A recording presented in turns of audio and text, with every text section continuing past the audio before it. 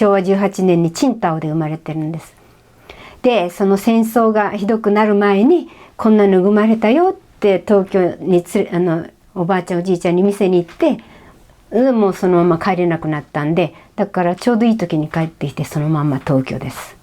スケッチしながら世界を見て歩こうって言って出てきたんですけど、本当に日本語しか喋れなかったんで、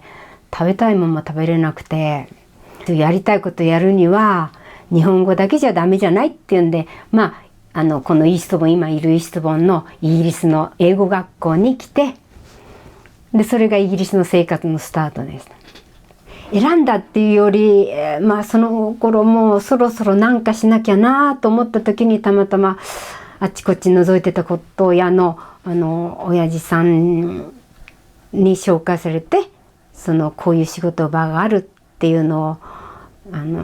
テムズ川の向こう側の変なとこでしたけどね、でこんなものがあるんだと思いましたね。で本当にもう汚いごたごたしたものがちゃんと治っていくんで、本当にすぐのめり込んでいきました。で日本で美大出てますけど、やったのは舞台装置やらそういうことだったんで、当時期も何も知らなかったですけども、その仕事場に行ってから、いわゆるミュージアムやなんかあっちこっちって全部こっち来てからですね、勉強は本当に。気楽といえばなんです、自分がここで始めてもすぐそこからの仕事ももらったし、すごい恵まれてたと思います。で最初に住んだところがエンジェルだったんで、あ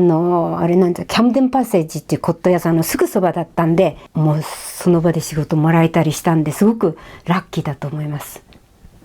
薩摩のボールがこんな大きいのが出て、そこに3匹だけ鯉が2匹だったか泳いでて、でもうあと何にも飾りのない、でそれはそれでいいんですけどね、それを買おうかどうしようかってみんなオークションで迷ってて、である人が買って、でそれを私のところに持ってきて、これちょっとなんかこの上にね飾り入れてくれないって言うんで、薩摩の金の模様の面白いパターンがここに入れたんですよ。そしたら確かにすごく見栄えがするようになって、でその人が喜んで自分の店持って帰ったら、今度はロンドンの違う業者が「あれがこんなになったの?」っつってそっち行くわけです。そこでまた値段がボーンって上がって、だから今度はアメリカから違う業者が来て「ああ」って言って買ってって、でそのたんびにどんどん値段が上がっていくわけで、今度はまた違うロンドンから違う業者が行って、それをまた買ってくるの。そうしたら同じものが何十倍は多いけどね、すごい値段になって、結局はなんかそのコレクターのとこにね収まったんだけども、だから一つのものがねちょっと上にそうやって模様を変えて、で面白かったですよね。そんな話もある。簡単に見えるものっていうのはやっぱり一番難しいんですよ。で日本のわびさびみたいなの何にもないつるっとしたとこなんかは一番難しいし、こういうものなんかはね結局こうやってごちゃごちゃしてるから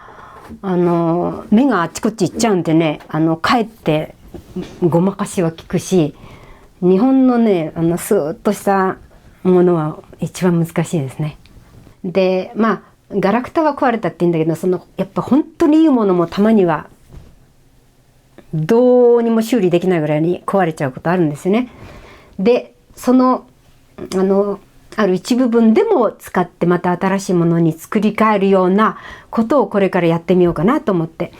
でも本当に面白いことやってきたなと思うわ。で実際ね私本当に好きなんだと思うの。でしばらくしてないでこう来て、もう仕事場座っただけでね本当嬉しいから、ただでもやっちゃうと思う。やっぱりいいもの見ると。で私なんか言って好きなものがあると嬉しそうにしちゃうからね、あなた見積もりに来るのやめてくださいってお弟子さんに日本でも言われるのね。でこうやったらこれをこうやってるってすぐニコニコしちゃうからダメだって。でも本当仕事好きですよ。本当に良かったと思ってる。